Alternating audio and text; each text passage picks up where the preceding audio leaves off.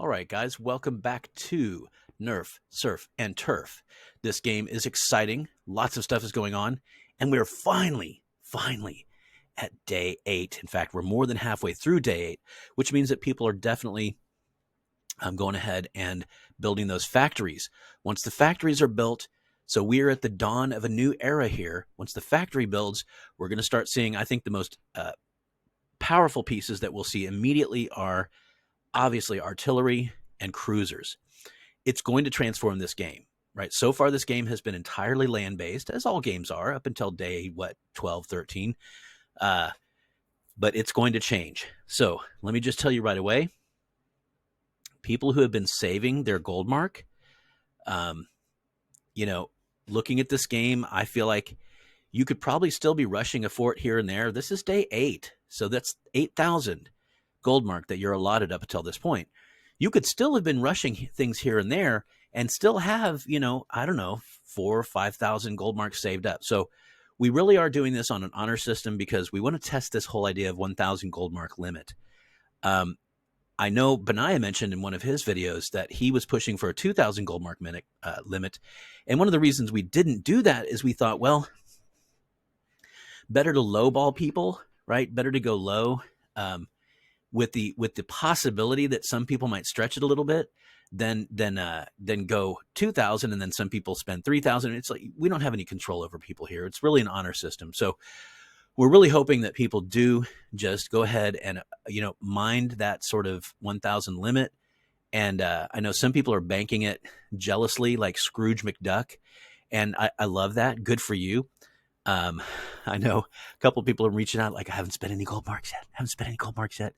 And so when it comes time to build the factories, people are going to start rushing those factories a little bit. So don't get freaked out if you see a factory come before day 10 when it naturally would develop, because people have been saving up gold mark. Now it's going to be really exciting because new to the map for the first time ever, we're going to start having artillery and cruisers. So the surf and turf people are really about to become more powerful.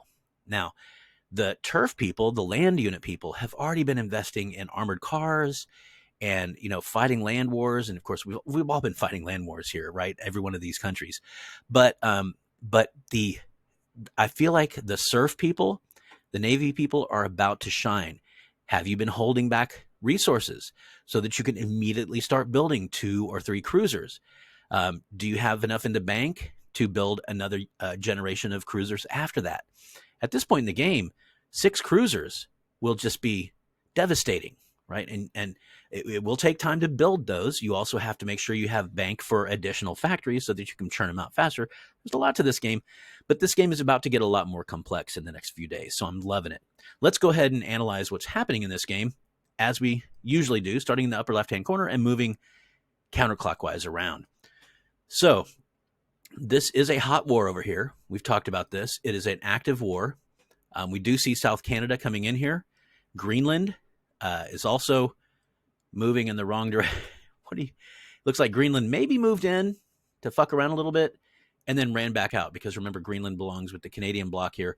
Nobody has utilized the little crook leg here into the back countries, and I don't know why. We talked about this. I absolutely would have. Is anybody running in? Nobody's running in. Keeping these forces back. Oh, this is essentially... Whoa. Has this changed? No, I guess not. There's still a little bit of conflict here. Possibly no, just a standoff. Again, as I mentioned in the past, I would have sent in, say, 11 to engage New York and keep it pinned down, and then run 38 back into here. Do the little crook leg, do a little jag leg, do a little stank leg, oh yeah, and then go back into the backcountry. And then once you're here, just go nuts, like split them up. At this point, what you want to do, you're not even really trying to hold territory. You're just trying to grab territory. If you got 38 guys back here, just send off 1, 2, 3, 4, right? And then maybe even 5 over to here. Groups, and just try to take as much territory as you can get. You don't even care if you keep it, because you're just devastating that morale. They might get that country back, but the morale is going to be way lower. And of course, the whole pain in the ass of having to try to gain it back from you having captured it. But anyway, we do have a hot war going on up here, but not a lot changing dramatically in terms of geography. That is about to change once we have our land units being able to produce cannon and our Navy players, specialists, beginning to be able to make cruisers. That's just going to be nuts with the cruisers. It does look like we have finally seen the end of, yeah, he's leaving. Is he leaving? Embarking. Yeah, he's getting on his boat. He's getting on his goddamn boat. He's like, I had enough of this southern swamp over here. There's alligators everywhere. And somehow he got a southern accent. But it's not a Florida southern accent. It's like a Savannah. It's like a Georgia accent somehow. Like he got a Georgia accent down here in the swamps. But anyway, it looks like we are moving back. Okay, so they're moving back over here. Some very interesting things happening here. Let's just talk about what happens to a team that gets fragmented. So I think it's safe to say that Team C here has become fragmented. And what that means is Eyal is still alive here, but this is his only territory. And, it's just going to mount. The pressure against him is just going to mount because, Team D over here has all of his territory. And that just sort of builds up over time in terms of infantry and so forth. And then once, of course, we have mech units on the board, it's going to get even worse. So to that end, we wonder what will happen here with Oli and Sweet Salt. Well, there's a couple things that can happen here. One, Oli and Sweet Salt might feel as if they have a game-long bond and that they want to stay together in a coalition. And they have that option. They can do that. However, once you lose your third, that means that your coalition is fractured. It's not broken, but it's fractured.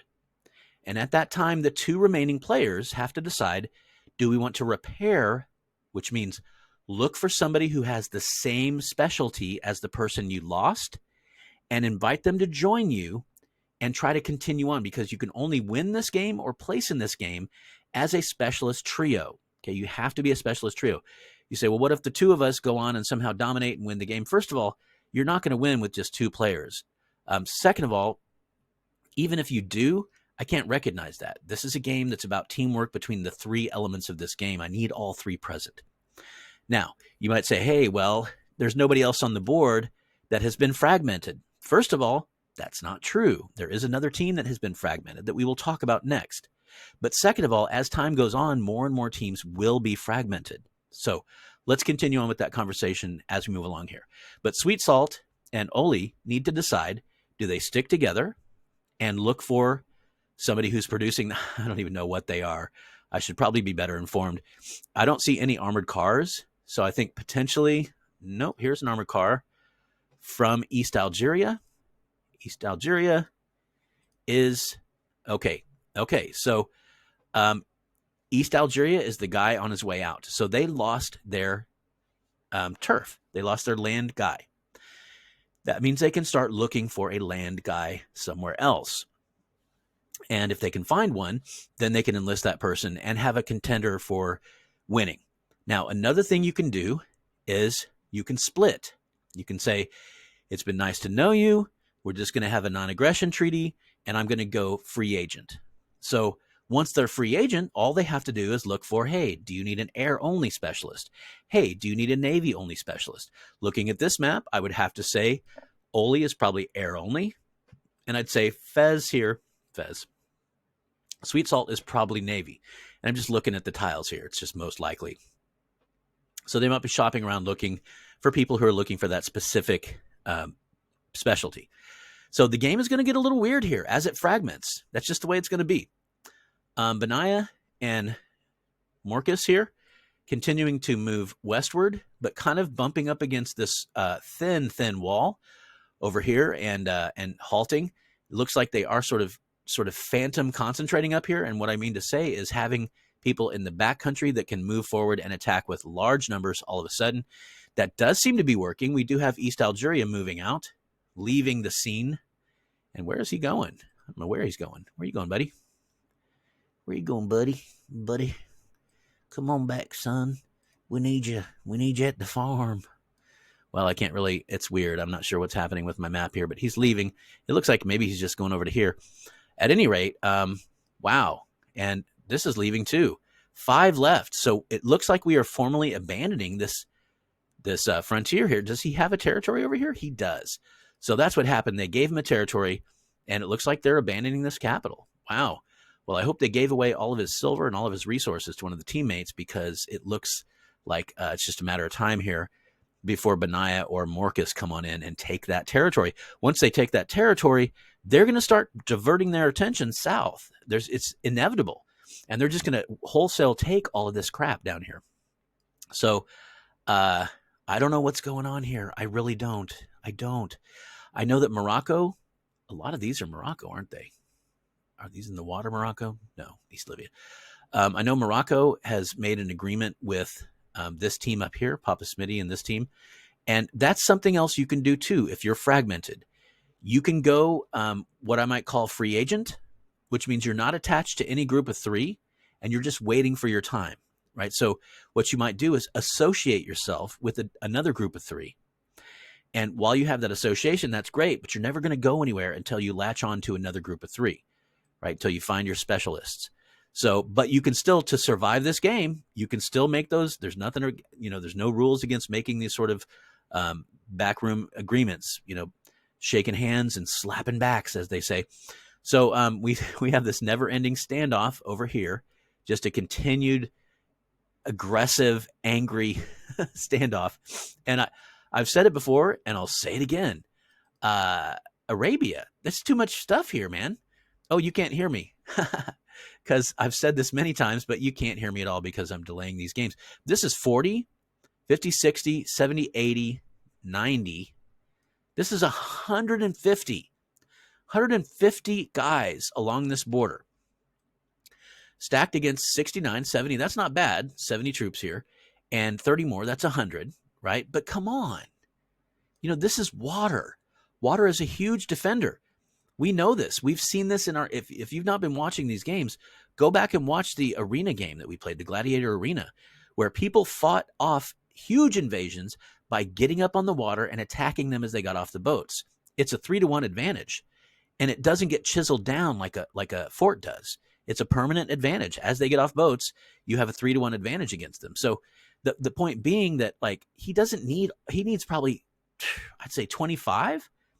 Maybe we could even say 45, 15 in each of these provinces, and then being able to run to wherever they see somebody landing, right? So having good scouting, paying attention to your shoreline is very important. But there's too many guys here. That's just a waste of guys. I think if I was Arabia, I might have went ahead and took all of this crap up here, because you've got a tight little border down here, honestly, against Egypt, and just take the AI to the north of you and unify your lands with your ally to the north. But that isn't what happened, and that's okay. Not a whole lot going on in general over here. It does look like Greece. I say not a lot going on. Holy crap. Well, I'm an idiot. When did this happen? I need to talk to Romania. I feel foolish. When did Athens fall? I sure hope I didn't award the wrong award to somebody. So it looks like Romania took Athens. So here's the deal. Way up here, Poland took the capital of Germany, Berlin. All right. And I awarded a achievement for that. I did not see this cap snipe down here.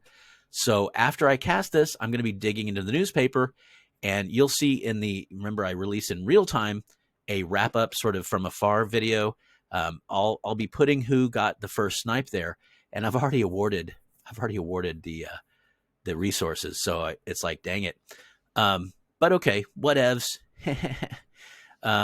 We'll work it out. We'll figure it out. But this is huge. I don't know how I've missed this. Apologies. It's been a day and a half since I cast, but Romania over here is basically steamrolling this entire region. So Romania from up here must have gotten right away down into here and has just steamrolled Greece. So way to go. Is this all Romania? Oh man, I feel an achievement coming. coming. So far, no one country has defeated another country all by themselves. I feel like that's what's happening here. Oh, that's for real. Like, how has he done this? For one thing, he's had some sort of unstable characters above him. That helps. They're distracted. Little Light over here has been part of an alliance that's been under threat the whole time. Great Britain, Germany, and Austria here. So, wow. Let's just give props to Hemland right now. Unsung hero. Sorry, man, that I didn't zero in on that sooner. That's huge. That's really huge. This is Benaiah level, Benaiah and his brother level takeover stuff. In fact, Benaiah, I think, and his brother took over 1, 2, 3, 4, 5, 6, 7, 8. Well, and they took over Portugal, 9, 10. Okay, that's a lot. They took over a lot. But there's a lot here in Greece too. 1, 2, 3, 4, 5, 6, 7, 8. Oh, not that one yet. But man, if he pulls this off, that's huge. And that is achievement territory there. If you single-handedly or close to single-handedly take over an entire other country in this kind of game where there's so much high-level play going on around you, that's achievement territory for sure. All right, speaking of achievement territory, let's go ahead and move on into Central Europe, which is always a shit show. Just always. And this is no exception. So it looks like Germany has finally collapsed. What happened here was that Hertz came down, and he was pushing hard out of Sweden here, and really just sort of rolled over Germany. But I've been watching this very closely. Look at this cheeky bullshit. Looks like Germany either has right of way or just something. I don't know, but look at that. Germany gave up Berlin. It looks like he left because this force could have defended against this 12. And I don't think that 12 even came in all at the same time. I think they streamed in. And now it appears that Germany is defending his ex-territory, his previous territory, against Sweden. He must have a mat on against Sweden, which I guess I understand because Sweden was kind of the author of his destruction over here. Who's coming down over here? That's Finland. So Finland's coming down as well. And it really looks like Germany is on their way out. We have a stack of 8 over here in a level 1 fort. We have a stack of 2 over here in a level 3 fort. Oh, he needs to get his butt on over here. ASAP, get into that higher level fort so you can survive just a little longer, little feller. Because as soon as these 2 territories are gone, all of these troops disappear. So 26 troops disappear, and little Poland over here loses his guard, who I think it appears to me that Germany just really didn't want Sweden to have his cap. And so as a result, Poland was the one here who, this is Dr. Green Thumbs, or Doc, I believe, in Discord, won the achievement. It was a big achievement. I've been waiting for it to happen. I've been waiting for somebody to take over a player character capital, and this was the one I saw. As I mentioned, I'm going to review the tape. I'm going to go back and watch the replay and make sure that Hemland didn't take Greece capital first. I feel like Hemland would have reached out and told me, so I think I got it right, but I'm going to go ahead and make sure just in case. Not much else to say other than more of the shenanigans over here, which is not shenanigans at all. It's just smart play. But you can see between players, they are trading out coastal for inland stuff. And they're just doing that because they're smart. They want control of the Black Sea here. They want control of the waterways. So the more coastal that Caucasus can have, the better. And so they're playing smart over here. I love that you can only trade 1 territory per day. So they're clearly just slowly trading. I wouldn't be surprised to see this go over soon as well. We'll see. But great play over here. Again, the standoff in the north just seems to be a long-standing, never-ending standoff. And I feel like from the perspective of the far north up here, that's Sweden, Finland, and northern Russia, it's a smart thing because they are pouring down into central Russia. Finland and Sweden in particular are gaining territory in central Russia, which is very influential and very important to have. What is this over here? Sweden. Okay, so Sweden has a couple territories, 1, 2 that he took, and 3 that he took over here. And Finland has taken 1, 2, and is moving in aggressively against this fort right here. Okay, what else? Not really a whole heck of a lot else. I do see an attack command. What's going on over here? Oh, looks like Northern USA. Northern USA has come all the way up here with one guy trying to sneak attack, and Greenland's not having it. He's like, no, I don't think so, little buddy. Nice try. Okay, other than that, I can't think of anything else to say at this time. Just please remember what I've been talking about here. Oh, yeah, what I did want to say was this. So we have 2 more fragmented teams. We talked about down here, Oli and Sweet Salt are fragmented. Again, just because you have a fracture doesn't mean you're broken. You can try to fix that fracture. In other words, invite a third back in and keep that coalition strong. Or you can separate and wish each other good luck and go freelance. But just remember, if you go freelance, there obviously are certain dangers there. You're alone instead of with a partner. There's 1 of you instead of 2 of you. So let me just, instead of repeating what I've already said, let me just go ahead and show you the other fragmented teams. Obviously, we have Britain and Little Light. So Britain and Little Light are members of a coalition together. But as soon as Germany is gone, and Germany is going to be gone, there's just no question about that, they will also be fractured, right? And also, by the way, Oli and Sweet Salt are not fractured yet because there's still that third player sort of in the game. But they really need to start thinking about what they're going to do moving forward. So the same thing up here. Their third player is still here, but once Germany is gone, once Master of Puppets is gone, then they're going to have to figure out what they want to do. Stick together and find a new third, or go free agent and try to find somebody looking for a third, right? Just to keep you informed, it's only fair. Germany, who is gone now, almost gone now, was a land player. He was a turf player. He built many armored cars and informed me on the side. So if you need to think about who is Navy between the other 2 and who is air, then come on. I mean, come on, man. Obviously, Great Britain is Navy. And so Little Light is air. I'm just throwing that out there because pretty much everyone else is on a spreadsheet. So it's only fair. And I think people can figure that out. So we have another fragmented team. So we have poor team. I can't remember if it was doesn't really matter. It is right here. We have Poland and then Lithuania and then Russia. These were a team together here. And I say poor because we've talked about this on the last video. Look at this crap. I mean, they've built nothing.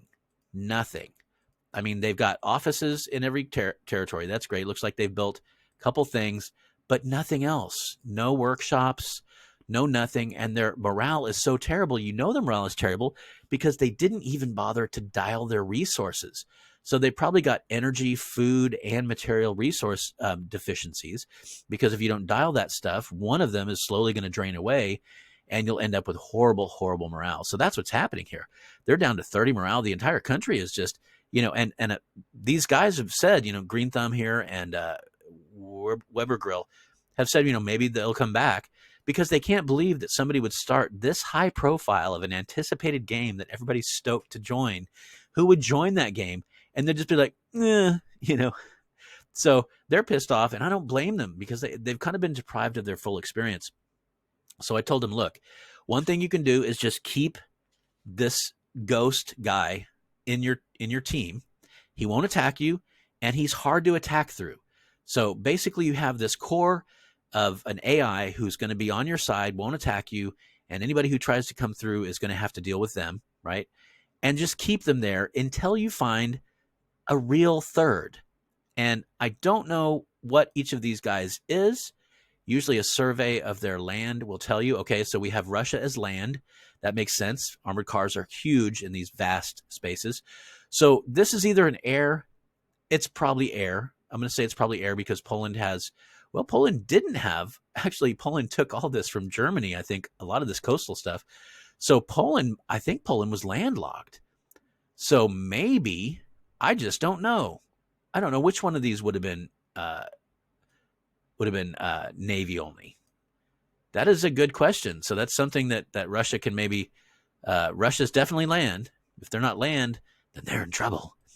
So I don't know. Anyway, my point being is that this is another fractured uh, coalition here by virtue of this guy leaving and never participating. So again, they have the option of looking for a third who fills that specialty position. And you might think, well, right now there's 3 fractured teams, right? Well, that's not much. And so between the 3 of them, there are 6 people looking for potential, thirds in their coalition, or potentially going for, free agent.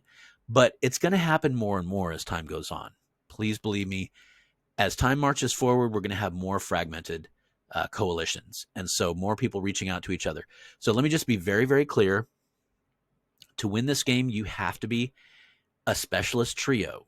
Nerf, surf, and turf. It doesn't have to be your original specialist trio, right? And no one can change specialties in mid-game. That doesn't work. That's not the way it happens. If you're unfortunate and you end up being like there's 3 surf players and only 1 slot available in the game, then that's just the way it worked. I'm sorry, but you cannot just change specialty. We've got to stay firm on that. And who knows, hang in there with that specialty, play it strong, and someone else might get knocked out and you might get into somebody else's coalition. So things are getting a little bit goofy now. And that to me is when things get fun. So we'll see what happens when, I'm telling you, when the cannon and the cruisers hit the map, it's going to be nuts. We're also going to have balloons floating around. Every air guy is going to, or person is going to build at least 1 balloon, probably 2, especially because it doesn't take it doesn't compete with mech unit materials. So we're going to see balloons all over the fucking place. I was thinking King Spankerton, I might build some balloons, just, I don't know why, just for shits and giggles. It might be fun. But anyway, all right, I'm just babbling now. So let's go ahead and get off of here. I'm going to go ahead and after this release my vague video, and that should be fun as well. It's good that I do it in this order. I've talked about that before. I get all my excitement and intrigue off of my chest, and then I can go over and just calmly do an overview in that other region where I'm trying not to give too much away. So thanks for checking in, guys. I'll see y'all next time. Adios, amigos.